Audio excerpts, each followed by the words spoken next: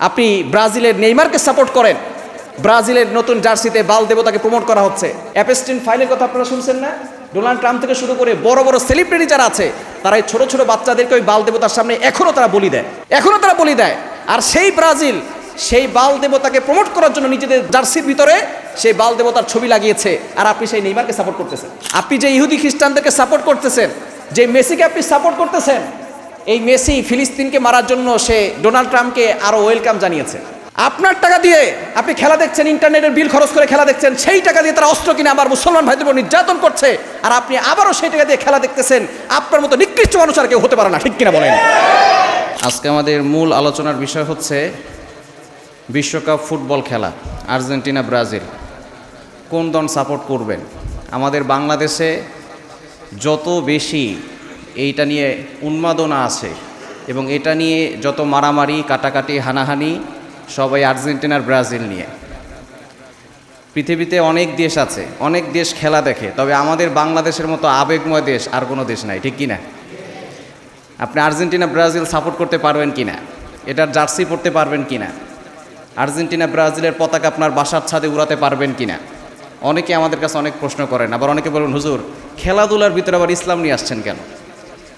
মুসলমান তো এমন হবে যে প্রত্যেকটা কাজে ইসলামকে নিয়ে আসবে, ঠিক কিনা?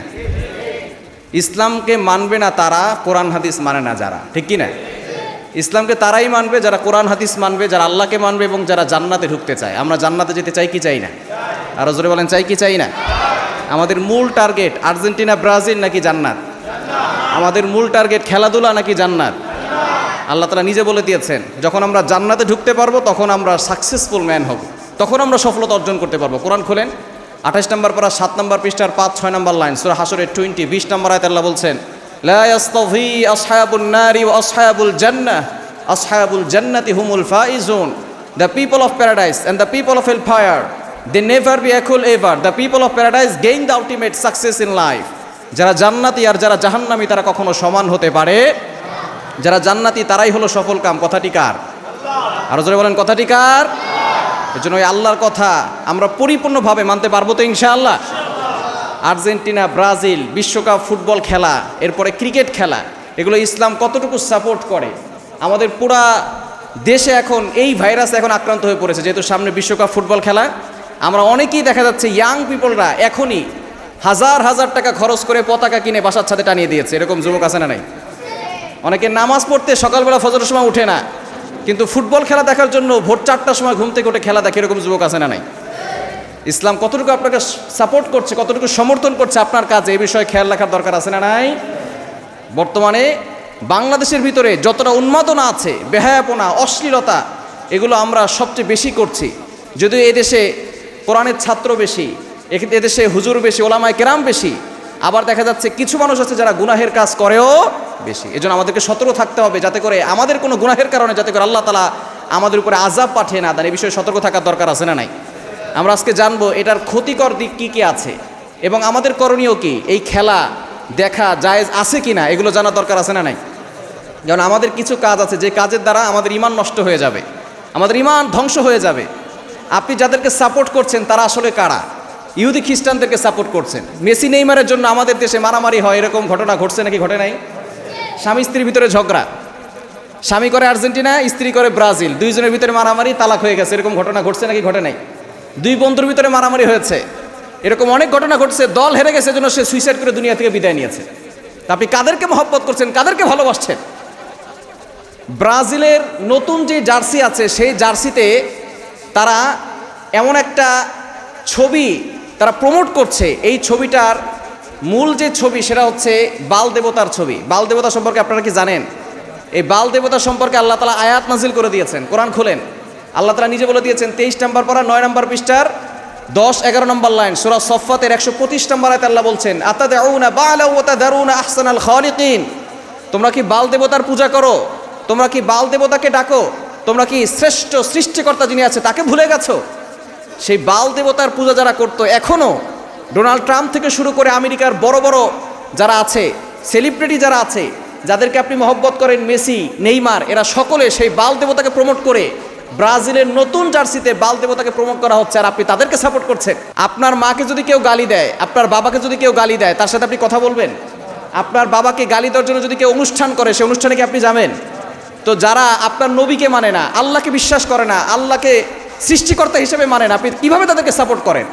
যারা ইহুদি খ্রিস্টানদেরকে সাপোর্ট করে তারা কখনো মুসলমান হতে পারে না, ঠিক কিনা বলেন? মুসলমানের বাচ্চা কখনো এই কাজ করতে পারে না। মুসলমানের সন্তানরা পরিপূর্ণভাবে আল্লাহর ইবাদত করবে, যেখানে আল্লাহ তাআলা যেতে বলেছেন সেই কাজ করবে, যেটা আল্লাহ তাআলা নিষেধ করেছেন সেখান থেকে দূরে সরে আসবে। এটাই হচ্ছে মুসলমানের সন্তানের কাজ, ঠিক কিনা? কিন্তু দুঃখজনক হলো সত্য, আমরা ইসলাম যে কাজগুলো নিষেধ করেছে আমরা সেই কাজগুলো বেশি করি। এই ফুটবল খেলার কি কি ক্ষতিকর বিষয় আছে? এক নম্বর হচ্ছে এই খেলার ভিতরে জুয়া আছে না নাই? কি বলেন, জুয়া আছে না নাই? এটা নিয়ে দেখবেন কত জুয়া শুরু হবে, বিভিন্ন পেজের ভিতরে তারা টাকা লাগাবে, অমুক দল জিতলে এত টাকা পাবো, এবং অনেকে টিভির সামনে বসে বসে টাকা জুয়া খেলবে। এরকম জুয়া আল্লাহ পাক রব্বুল আলামিন হারাম করে দিয়েছেন। কোরআন খুলেন 7 নম্বর পারার 2 নম্বর পৃষ্ঠার 1 নম্বর লাইন, সূরা মায়েদার 90 নম্বর আয়াতে আল্লাহ বলছেন, ইয়া আইয়ুহাল্লাযীনা আমানু ইন্নামাল খামরু ওয়াল মাইসির ওয়াল আনসাব ওয়াল আজলাম রিজসুম মিন আমালিশ শাইতান। আল্লাহ তাআলা মুমিনদেরকে ডাক দিয়ে বলছেন, খবরদার, মদ, জুয়া এগুলো আল্লাহ পাক রব্বুল আলামিন হারাম করে দিয়েছেন, এগুলো হচ্ছে শয়তানের কাজ। যদি আমরা সফল হতে চাই তাহলে এই ধরনের কাজ করা যাবে। জুয়ার মাধ্যমে শয়তান আমাদেরকে ফাঁদে ফেলতে চায়। আল্লাহ তাআলা তার পরের আয়াতে বলছেন, সূরা মায়েদার 91 নম্বর আয়াতে, ইন্নামা ইউরিদুশ শাইতান আইয়ুকিয়া বাইনাহুমুল আদাওয়াতা ওয়াল বাগদা আফিল খামরি ওয়াল মাইসির। আল্লাহ পাক রব্বুল আলামিন বলছেন যে শয়তান এই জুয়ার মাধ্যমে, এরপরে মদের মাধ্যমে তোমাদেরকে আল্লাহর থেকে দূরে সরাতে চায়। ওয়া ইয়াসুদ্দাকুম আন যিকরিল্লাহি ওয়া আনিস সালাত, এবং তোমাদেরকে নামাজ থেকে দূরে সরাতে চায়। আল্লাহ তাআলার কথা এখন কেমন যেন একেবারে পরিপূর্ণভাবে মিলে যাচ্ছে। আমরা এই খেলা দেখতে গিয়ে অনেকে নামাজ পড়ে না, এরকম লোক আছে না নাই? আল্লাহ তাআলা যে বলে দিয়েছেন 1500 বছর আগে যে তোমাদেরকে শয়তান এই খেলা জুয়ার মাধ্যমে তোমাদেরকে দূরে সরাতে চায় আল্লাহ স্মরণ থেকে, নামাজ থেকে। আল্লাহর কথাগুলো একবারে হুবহু মিলে যাচ্ছে, কেমন যেন আমাদেরকে দেখেই আল্লাহ তাআলা আয়াত নাজিল করেছে, ঠিক কি না? আল্লাহ পাক রব্বুল জানিয়ে দিয়েছেন, ওয়া ইয়াসুদ্দাকুম আন যিকরিল্লাহি ওয়া আনিস সালাহ, শয়তান তোমাদেরকে এই জুয়ার মাধ্যমে, খেলাধুলার মাধ্যমে তোমাদেরকে আল্লাহ স্মরণ থেকে, নামাজ থেকে তোমাদেরকে দূরে সরিয়ে দিবে। 1 নম্বর, এর ভিতরে জুয়া আছে, সুতরাং এই খেলা সম্পূর্ণরূপে হারাম। যে খেলার ভিতরে জুয়া থাকে সেটা কি জায়েজ নাকি হারাম? আরো জোরে বলেন, হারাম। আমাদেরকে দূরে সরে আসতে হবে। নাম্বার 2, দ্বিতীয় নম্বর হচ্ছে এটার ভিতরে সময় নষ্ট হয়। আমরা অনেকে সময়, মূল্যবান সময় নষ্ট করে রাত 4টা পর্যন্ত জেগে থাকি, খেলা দেখে তারপরে ঘুমাবো, তারপরে ফজর নামাজ না পড়ে ঘুমিয়ে যায়, এরকম লোক আছে না নাই? অথচ আল্লাহ পাক রব্বুল আলামিন সময়ের ব্যাপারে আয়াত নাজিল করেছেন। কোরআন খুলেন, ওয়াল আসর ইন্নাল ইনসানা লাফি খুসর। আল্লাহ পাক রব্বুল আলামিন একটা সূরা দিয়েছেন সময়ের ব্যাপারে এবং কসম করেছেন, ওয়াল আসরি, সময়ের কসম, ইন্নাল ইনসানা লাফি খুসর, সকল মানুষগুলো ক্ষতিগ্রস্তের ভিতরে আছে। তবে যারা ইল্লাল্লাযীনা আমানু ওয়া আমিলুস সলিহাত, যারা ঈমান এনেছে, যারা নেক আমল করেছে এবং যারা সত্যের কথা বলেছে এবং পরস্পরের সাথে ভালো সম্পর্ক রেখেছে, আল্লাহ পাক রব্বুল আলামিন তাদেরকে ছাড়া বলেছেন সকল মানুষ হলো ক্ষতিগ্রস্তের ভিতরে। এজন্য সময়কে মূল্যায়ন করার দরকার আছে না নাই? এখন আপনি জীবিত আছেন, হতে পারে আজকে আপনি মারা যেতে পারেন। মালাকুল মাউত যখন সামনে চলে আসবে একবার সুবহানাল্লাহ বলার সুযোগ দিবে না। একবার সুবহানাল্লাহ বলে কি হয়? আল্লাহ পাক রব্বুল আলামিন জান্নাতে একটা প্রাসাদ নির্মাণ করে দেন, বলেন সুবহানাল্লাহ। আপনি একবার সুবহানাল্লাহ বলছেন, আসমানে জমিনের মাঝখানে যতটুকু জায়গা আছে পুরো জায়গাটা আল্লাহ তাআলা নেকি দ্বারা ভরপুর করে দিয়েছেন। কিন্তু দুঃখজনক হলো সত্য, আমরা সে সুবহানাল্লাহ বলতে রাজি না। আমরা 2 রাকাত নফল নামাজ পড়ে যে আল্লাহর আমাদের আমলনামায় যে আমলনামা ভারী করব, আল্লাহকে খুশি করব, সেই সুযোগ আমাদের নাই। খেলা নিয়ে আমাদের 2 ঘন্টা 3 ঘন্টা ধরে বসে ধৈর্য ধারণ করে খেলা দেখার সুযোগ আমাদের আছে। আমরা চিন্তা করি আমার ধর্ম, আমার দিন যেখানে যায় যাক, কিন্তু আমার খেলা যেন ঠিকঠাক। এরকম লোক আছে না নাই? খবরদার, আপনার দিন, আপনার ইসলামটাকে পরিপূর্ণভাবে ফলো করতে হবে, এই বিষয়ে খেয়াল রাখার দরকার আছে না নাই? আমাদের সময়কে নষ্ট করা যাবে না। 3 নম্বর হচ্ছে অর্থের অপচয় হচ্ছে। যারা অপচয় করে তাদেরকে আল্লাহ তাআলা ভালোবাসেন। আল্লাহ তাআলা নিজে বলছেন, কোরআন খুলেন, সূরা বানী ইসরাঈলের 27 নম্বর আয়াত, ইন্নাল মুবাদদিরিনা কানু ইখওয়ানা শায়াতিন। যারা অপচয় করে তারা হচ্ছে শয়তানের ভাই। কার ভাই? আর বলেন কার ভাই? শয়তানের ভাই। আপনার হাজার হাজার টাকা খরচ করে জার্সি কেনার টাকা হয়, আপনার আর্জেন্টিনা ব্রাজিলের পতাকা কেনার টাকা হয়, কিন্তু পাশে যে অসহায় মানুষটা আছে, ওর গায়ে কাপড় নাই, ছিঁড়া জামা পরে থাকে, ওর ঘরে খাবার নাই, আপনি সেখানে খাবার দিতে পারেন না, আর আপনি জার্সি কিনেন, আপনি নবীর উম্মত হতে পারেন না, ঠিক কি না? নবীর উম্মত হলে আপনি গরিবের পাশে দাঁড়াতেন, অসহায় মানুষের পাশে দাঁড়াতেন। আপনি জার্সি কিনে, আপনি আর্জেন্টিনা ব্রাজিলের পতাকা কিনে সেই টাকা নষ্ট কখনো করতেন না। অর্থের অপচয় হচ্ছে আমাদের সমাজে। এই আর্জেন্টিনা ব্রাজিলের সাপোর্ট করতে গিয়ে তারা আমাদের দেশকে গনেও না, আর আমরা তাদেরকে সাপোর্ট করে যাচ্ছি। এবং 4 নম্বর হচ্ছে, আমরা আর্জেন্টিনা ব্রাজিল যাদেরকে সাপোর্ট করছি তারা আসলে মুসলমান না, তারা হচ্ছে ইহুদি খ্রিস্টান। তারা কি? আর তারা কি? আল্লাহ তাআলা নিজে বলে দিয়েছেন সূরা মায়েদার 51 নম্বর আয়াতে, ইয়া আইয়ুহাল্লাযীনা আমানু ওয়া ইউ হ্যাভ বিলিভার্স লা তাত্তাখিদুল ইয়াহুদা ওয়ান নাসারা, হে ঈমানদারগণ তোমরা ইহুদি খ্রিস্টানদের সাথে কখনো বন্ধুত্ব করতে যেও। ইহুদি খ্রিস্টান হচ্ছে আমাদের চিরদুশমন। আপনি যে ইহুদি খ্রিস্টানদেরকে সাপোর্ট করতেছেন, যে মেসিকে আপনি সাপোর্ট করতেছেন, এই মেসি ফিলিস্তিনকে মারার জন্য সে ডোনাল্ড ট্রাম্পকে আরো ওয়েলকাম জানিয়েছে। মেসি আপনার ভক্ত না? মেসিকে আপনি ভালোবাসেন, মেসিকে মহব্বত করেন। সেই মেসি নিজে ডোনাল্ড ট্রাম্পকে ওয়েলকাম জানিয়েছে যে আপনি যে ফিলিস্তিনে মারতেছেন আরো মারেন। আপনার টাকা দিয়ে আপনি খেলা দেখছেন, ইন্টারনেটের বিল খরচ করে খেলা দেখছেন, সেই টাকা দিয়ে তারা অস্ত্র কিনে আবার মুসলমান ভাইদের উপর নির্যাতন করছে, আর আপনি আবারও সেই টাকা দিয়ে খেলা দেখতেছেন। আপনার মতো নিকৃষ্ট মানুষ আর কেউ হতে পারে না, ঠিক কিনা বলেন? একটু চিন্তা করে দেখেছেন, তাহলে আমাদের টাকা খরচ করে আমাদের ভাই, আমাদের বোন, মুসলিম ভাই বোনদের উপর নির্যাতন হচ্ছে, আর আমরা তাদের খেলাই দেখে যাচ্ছি। আপনি ব্রাজিলের নেইমারকে সাপোর্ট করেন, ব্রাজিলের নতুন জার্সিতে বাল দেবতাকে প্রমোট করা হচ্ছে। বাল দেবতার ব্যাপারে আল্লাহ পাক রব্বুল আলামিন আয়াত নাযিল করে দিয়েছেন। বাল দেবতা কে ছিল? প্রাচীন যুগে কিছু মানুষ তারা আল্লাহকে ভুলে গিয়ে নিজেরা মূর্তি তৈরি করে সেই মূর্তি পূজা শুরু করেছিল। আল্লাহ পাক রব্বুল আলামিন তাদের ব্যাপারে আয়াত নাযিল করে দিয়েছেন। এবং তখন হযরত ইলিয়াস আলাইহিস সালামকে পাঠিয়েছিলেন। তখন লোকেরা বাল দেবতার পূজা করত, তার মাথায় শিং ছিল, তারা নিজেরা পাথর দিয়ে কাঠ দিয়ে মূর্তি তৈরি করে তার পূজা করতো, এবং তারা মনে করতো রিজিকের মালিক হচ্ছে বাল দেবতা। বলেন তো রিজিকের মালিক কে? আওয়াজ দিয়ে বলেন, রিজিকের মালিক কে? আল্লাহ তাআলা নিজে বলে দিয়েছেন 12 নম্বর পারার 1 নম্বর পৃষ্ঠার 1 নম্বর লাইন, সূরা হুদের 6 নম্বর আয়াত, ওমা মিন দাব্বাতিন ফিল আরদি ইল্লা আলাল্লাহি রিজকুহা। পৃথিবীর ভিতরে আসমানের নিচে জমিনের উপরে এমন কোনো প্রাণী নাই যেই প্রাণী রিজিকের ব্যবস্থা আল্লাহ করেন না। সকল মাখলুকাতের রিজিকের ব্যবস্থা একজন করেন, তিনি কে? আর জোরে বলেন, তিনি কে? তো তারা মনে করতো যে বাল দেবতা আমাদের রিজিক দেন, তারা মনে করতো এই বৃষ্টির মালিক হচ্ছে বাল দেবতা। কিন্তু আল্লাহ পাক রব্বুল আলামিন তাদের এই ধারণা চেঞ্জ করার জন্য হযরত ইলিয়াস আলাইহিস সালামকে পাঠিয়েছিলেন। কিন্তু তারা নবীর কথা বিশ্বাস করতো না, নবীর কথা তারা শুনে নাই। তখন বাচ্চা ছিল আহাব এবং তার রানী ছিল বিলিয়াস। তো তারা যখন আল্লাহকে স্মরণ না করে তারা মূর্তি পূজা শুরু করেছে, আল্লাহ পাক রব্বুল আলামিন হযরত ইলিয়াস সালামকে পাঠিয়েছেন এবং ইলিয়াস সালামের মাধ্যমে তাদের অনেককে সেখান থেকে ফিরিয়ে এনেছেন। কিন্তু অনেকে আবার সেই বাল দেবতার পূজা ছাড়ে নাই, তারা আল্লাহকে অস্বীকার করে বসেছে। সেই বাল দেবতাকে এখনও এই ডোনাল্ড ট্রাম্প থেকে শুরু করে বড় বড় যারা মার্ক জুকারবার্গ আছে, এরা তাদেরকে সাপোর্ট করে। শুধু তাই নয়, সেই বাল দেবতাকে খুশি করার জন্য ওই আগে থেকেই তারা ছোট ছোট বাচ্চাদেরকে প্রিয় বস্তুকে কোরবানি করত, নিজের সন্তানকে সেই বাল দেবতার সামনে কোরবানি করত। অ্যাপস্টিন ফাইলের কথা আপনারা শুনছেন না? ডোনাল্ড ট্রাম্প থেকে শুরু করে বড় বড় সেলিব্রিটি যারা আছে, তারা এই ছোট ছোট বাচ্চাদেরকে ওই বাল দেবতার সামনে এখনও তারা বলি দেয়, এখনও তারা বলি দেয়।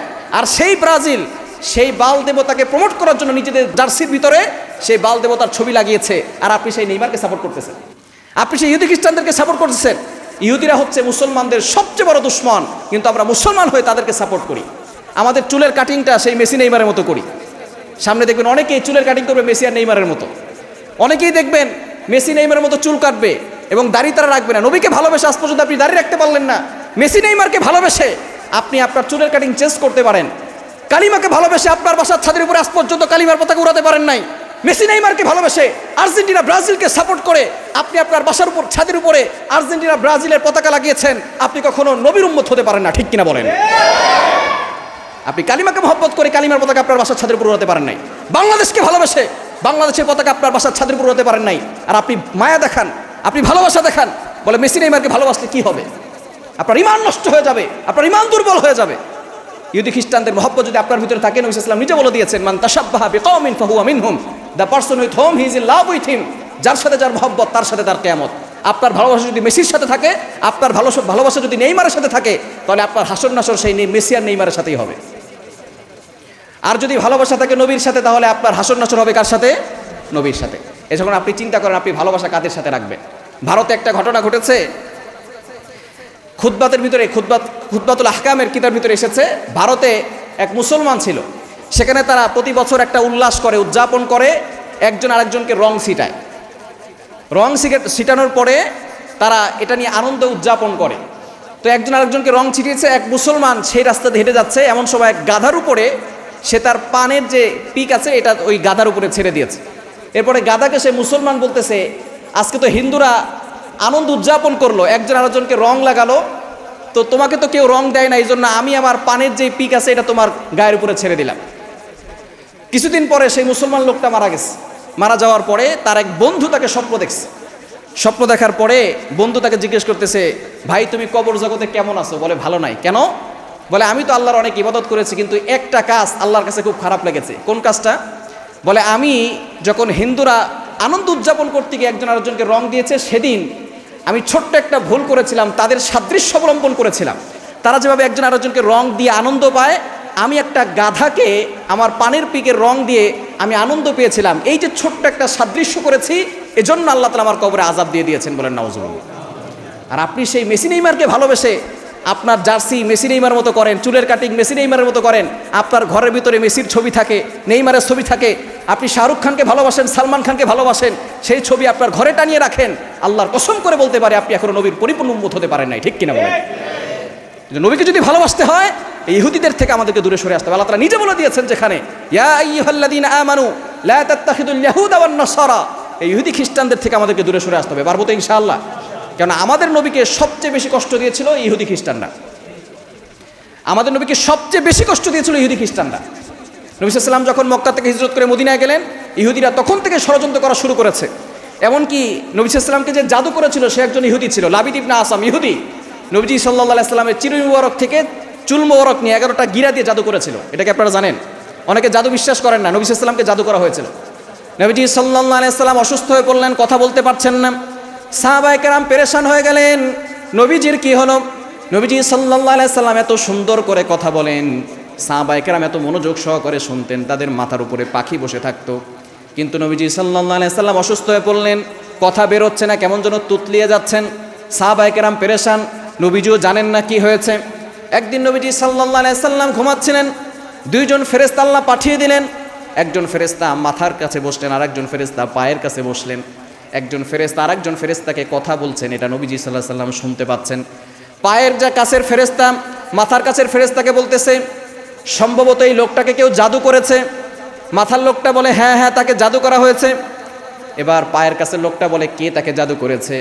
মাথার পাশের সেই ফেরেশতা বলতেছে, একজন ইহুদি লাবিদ ইবনে আসাম তাকে জাদু করেছে। বলেন আল্লাহু আকবার। আল্লাহ পাক রব্বুল আলামিন এই দুইজন ফেরেশতার মাধ্যমে নবীজিকে জানিয়ে দিয়েছেন যে আপনি যে অসুস্থ, এটা এমনি এমনি হন নাই, আপনাকে জাদু করা হয়েছে। একটু চিন্তা করে দেখেন, অনেকে বলে, হুজুর আমি তো আমল করি, আমি 5 ওয়াক্ত নামাজ পড়ি, আমাকে জাদু করবে কে? নবীজির মতো সবচেয়ে বড় পরেজগার আর কে হতে পারে?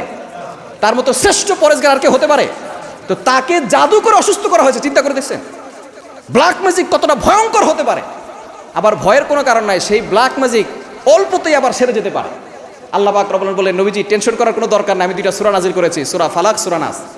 এখানে 11টা আয়াত আছে। কয়টা আয়াত? 2টা সূরা মিলে 11টা আয়াত আছে। রাসূলুল্লাহকে বললেন, ইয়া রাসূলুল্লাহ, আপনি এই সূরা ফালাক এবং সূরা নাস 11টি আয়াত আছে, এক একটা আয়াত পরে ফু দিবেন, আপনার এক একটা গিরা খুলে যাবে। আপনি 11টি আয়াত পরে ফু দিবেন, সাথে সাথে 11টা গিরা খুলে যাবে। রাসূলুল্লাহ আমল করলেন, সাথে সাথে তিনি সুস্থ হয়ে গেলেন। বলেন সুবহানাল্লাহ। সুতরাং জাদু যত ভয়ঙ্কর হোক না কেন, আপনি যদি ইয়াকিনের সাথে আমল করেন, সূরা ফালাক এবং সূরা নাসের মাধ্যমে যে নবী সাল্লাল্লাহু আলাইহি ওয়াসাল্লাম সুস্থ হয়েছেন, আমি আপনিও সুস্থ হতে পারি। কবিরাজের কাছে যাওয়ার কোনো দরকার নাই। কবিরাজের কাছে গেলে উল্টা জিন চালান করে দিয়ে আপনাকে ক্ষতি করবে। এই জন্য সাহায্য চাইতে হবে কার কাছে? আর হযরত বলেন কার কাছে?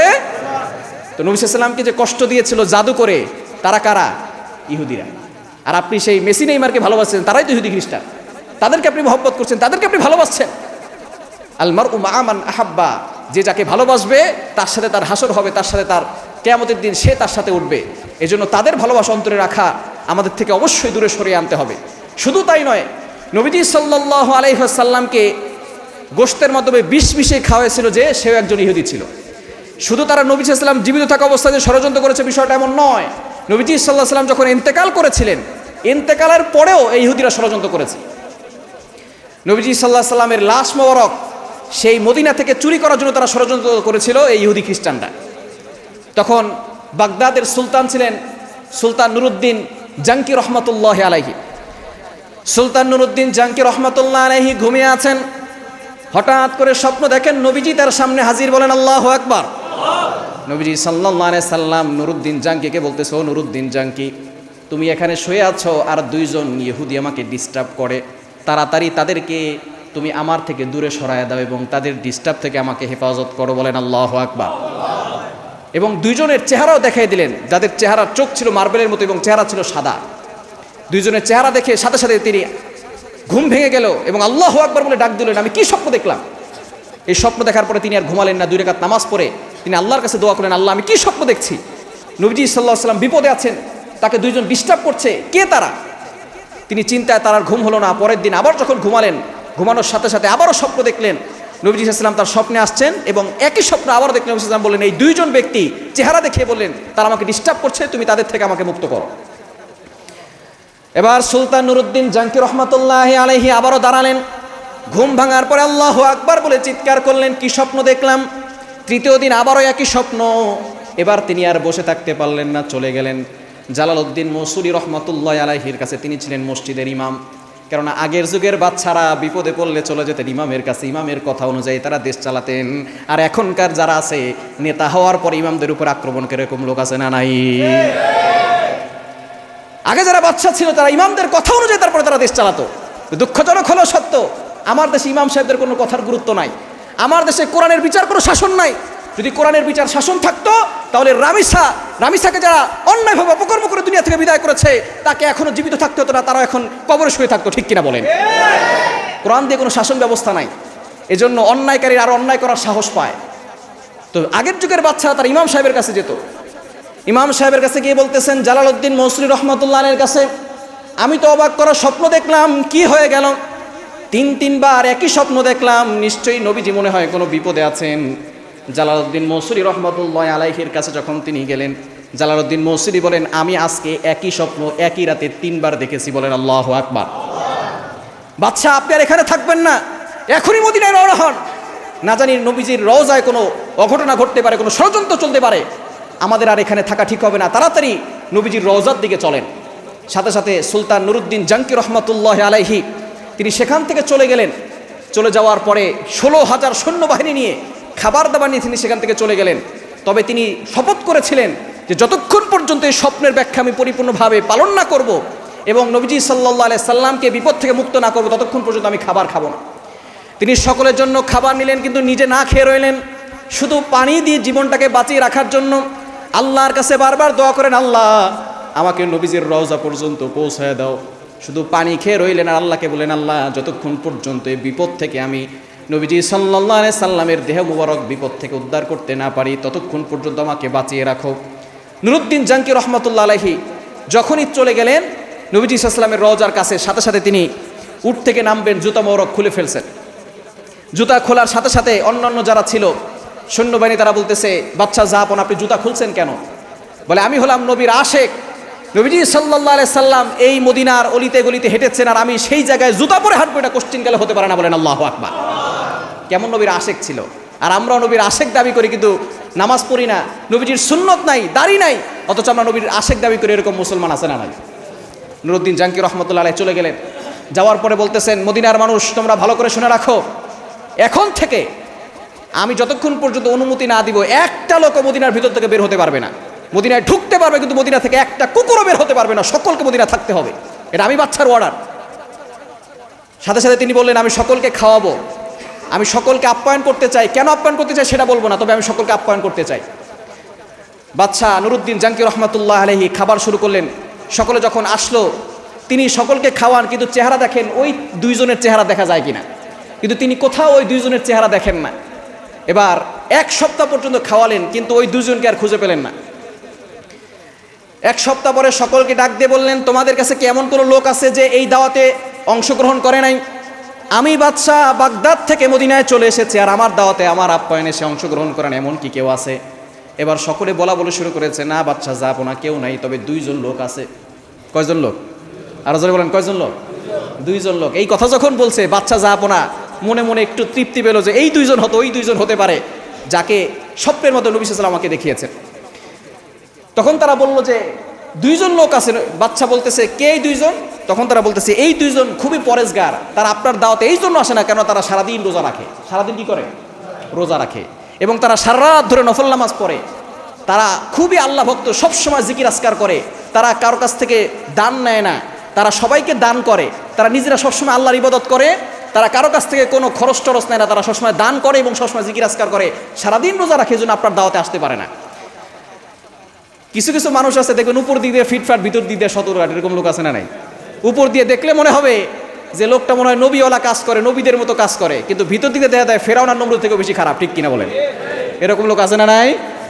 বাচ্চা জাহাপনা বুঝতে পারছে যে এখানে তো কিছু আছে, তাদের দুইজনকে নিয়ে আসো। এবার মদিনার লোকজন বলা শুরু করছে, বাচ্চা জাহাপনা আল্লাহর হস্তে তাদের দুইজনকে ছেড়ে দেন, কেননা তারা হচ্ছে এত পরেশগার বান্দা, তারা সবসময় আল্লাহর জিকির করে, সারাদিন রোজা রাখে এবং সারা রাত ধরে তারা জিকির আজকার করে। তাদেরকে আপনি বিরক্ত করবেন না বাচ্চা জাহাপনা, আপনি যা করেন করেন, কিন্তু ওই দুইজনকে আপনি বিরক্ত করবেন না, কারণ ওই দুইজন খুবই ভালো মানুষ, তারা সবার সাথে ভালো ব্যবহার করে। বাচ্চা জাহাপনা বলতেছে না, তাদেরকে আসতেই হবে। লোকজন বলতেছে না বাচ্চা জাহাপনা আপনি এটা করতে পারেন না। তখন বাচ্চা জাহাপনা বলতেছে ঠিক আছে, তারা যদি না আসে আমি নিজে তাদের কাছে যাবো। বলেন আল্লাহু আকবার। নুরউদ্দিন জাঙ্কি রহমতুল্লাহ আলাইহি চলে গেলেন সেখানে। যাওয়ার পরে তাদেরকে ডাকছেন, ডাকার পরে দেখে তারা জিকির আজকার করতেছে। তখন নুরউদ্দিন জাঙ্কি রহমতুল্লাহ বলতেছেন তোমরা এখানে কি করো? বলে এখন কথা বলা যাবে না, এখন আমরা আল্লাহর ধ্যানে আছি। তারা কিসে আছে? আল্লাহর ধ্যানে আছে। বলে আল্লাহর ধ্যানে থাকবা, আল্লাহর ইবাদত করবা, কোনো সমস্যা নাই, আমার কোনো আপত্তি নাই, তবে আমি একটু চেক করতে চাই তোমরা কারা। যখনই চেহারা উঠাইছে, সাথে সাথে চেহারা দেখার পরে আল্লাহু আকবার বলে সেজদায় পড়ে গেছে। বলেন আল্লাহু আকবার। বাচ্চা বুঝতে পারছে এই দুইজন হলো সেই দুইজন যাদেরকে নবী সাল্লাল্লাহু আলাইহি ওয়াসাল্লাম স্বপ্নের মাধ্যমে দেখিয়েছিলেন। বলেন আল্লাহু আকবার। এবার তাদেরকে দেখার পরে বলতেছে তোমরা এখানে কি করো?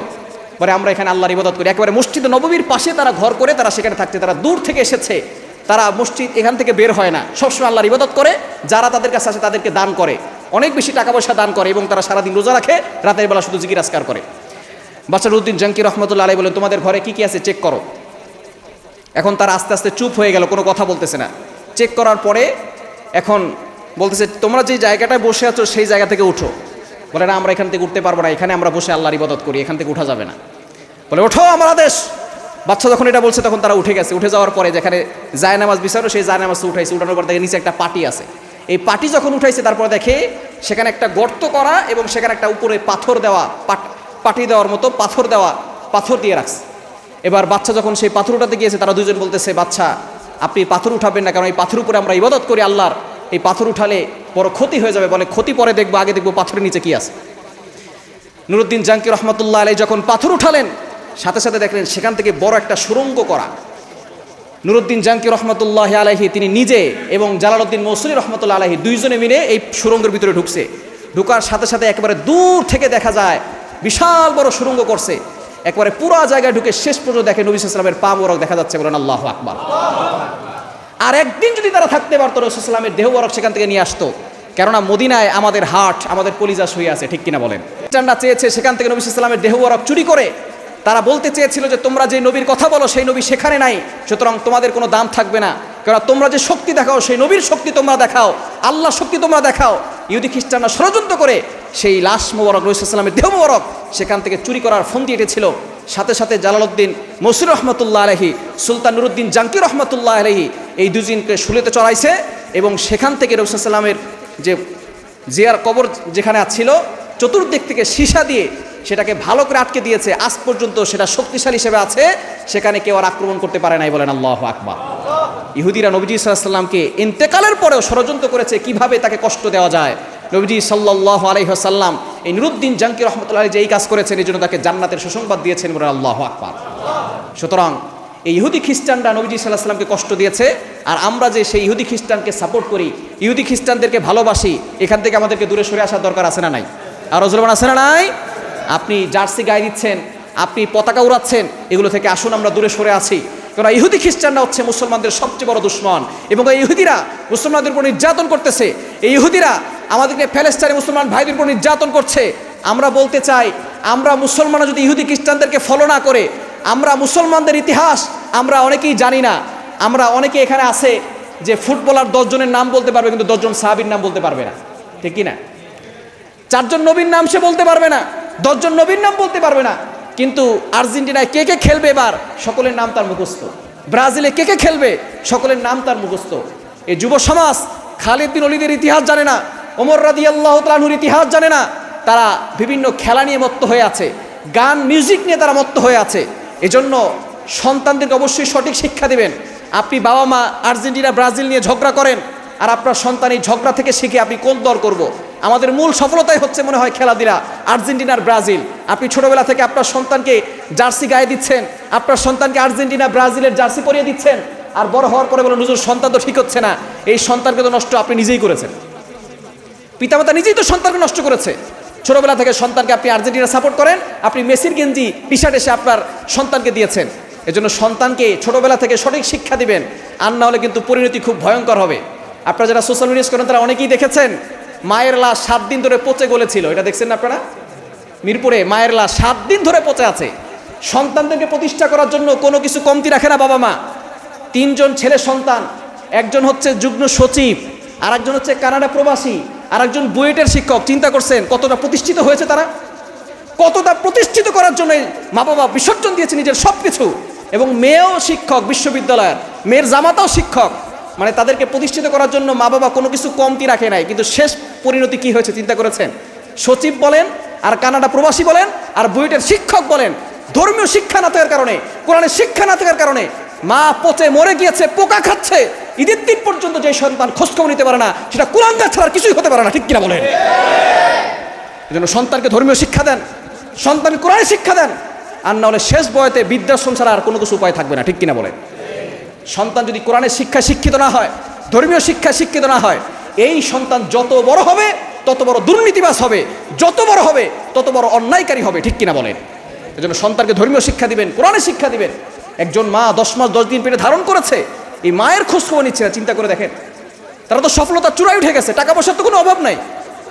একজন মাকে দেখতে পারতেছে না, মা মরে 7 দিন পচে গিয়েছে, পোকামাকড় খেয়ে ফেলেছে, দুর্গন্ধ ছড়িয়ে পাশের ফ্ল্যাটের লোকজনের কানে গিয়েছে, কিন্তু সন্তানদের নাকে সেই দুর্গন্ধ ছড়ায় নাই। এজন্য সন্তানদেরকে ধর্মীয় শিক্ষা দিবেন। সন্তানদেরকে যদি আর্জেন্টিনা আর ব্রাজিলের মেসি বানাতে চান, নেইমার বানাতে চান, তাহলে এই সন্তান বড় হয়ে মেসি নেইমার হবে, আর আপনাদের সাথে ইহুদি খ্রিস্টানদের মতো আচরণ করবে, ঠিক কিনা বলেন? এজন্য সন্তানদেরকে সঠিক শিক্ষা দেওয়ার দরকার আছে না নাই? আমাদের জন্য আমরা যদি ইহুদি খ্রিস্টানদেরকে ফলো করি, তাহলে আমাদের সন্তানগুলো, তাদের ভবিষ্যৎ নষ্ট হয়ে যাবে। আমরা সন্তানদেরকে সঠিক শিক্ষা দিতে পারবো না। এজন্য আমরা অবশ্যই এখান থেকে দূরে সরে আসবো। এবং সবচেয়ে গুরুত্বপূর্ণ হচ্ছে, যারা আমরা আর্জেন্টিনা ব্রাজিল নিয়ে মাতামাতি করি, পাগলপাড়া হয়ে যাই, আমাদের ঈমান নষ্ট হয়ে যাচ্ছে। কিন্তু অনেকে বলে, হুজুর এই জার্সি পরে নামাজ পড়লে নামাজ হবে কিনা, মেসি নেইমারের জার্সি পরে নামাজ পড়লে নামাজ হবে কিনা, যদি তার ভিতরে ছবি থাকে তাহলে তো সম্পূর্ণরূপে হারাম। তবে মূল কথা হচ্ছে তাকওয়ার বিষয়। আপনি কাদেরকে সাপোর্ট করতেছেন? যারা নবীজি সাল্লাল্লাহু আলাইহি ওয়াসাল্লামকে কষ্ট দেয়, আমরা তাদের কখনো সাপোর্ট করতে পারি? এজন্য ইহুদি খ্রিস্টান যারা আছে, আমরা তাদের থেকে দূরে সরে আসবো। আমরা মুসলমান ঐক্যবদ্ধ হব। আমরা যদি মুসলমান ঐক্যবদ্ধ হতে পারি, যাদেরকে আমরা সাপোর্ট করতেছি তারাই আমাদের মুসলমানদের উপর নির্যাতন করছে, আমরা মুসলমানরা যদি সকলে ঐক্যবদ্ধ হয়ে সামনে অগ্রসর হই, তাহলে ইহুদি খ্রিস্টানরা পালানোর জায়গা খুঁজে পাবে না, ঠিক কিনা বলেন? ঈমানকে যাতে করে শক্তিশালী করতে পারি, এই ইহুদি খ্রিস্টানদের সাথে দূরে সরে আসতে পারবো তো ইনশাআল্লাহ। আল্লাহ তাআলা আমাদের সকলকে কবুল করেন, সকলে বলেন আমিন।